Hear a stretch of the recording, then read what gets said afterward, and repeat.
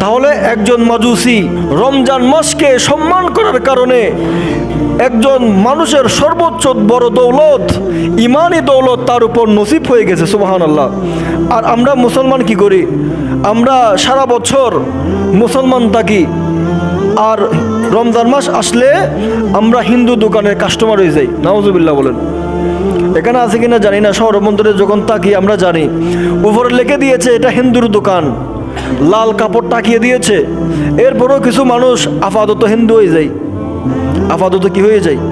মুসলমান। উপরে লেখা আছে হিন্দু দোকান, এরপরও হিন্দু দোকানে গিয়ে অনেক নাফরমান মুসলমানরা তারা আপন ধর্মের রোজাকে অবমাননা করে লুকিয়ে লিখিয়ে খাচ্ছে না, ফকাশ্য খানা খাচ্ছে। নাউজুবিল্লাহ বলেন।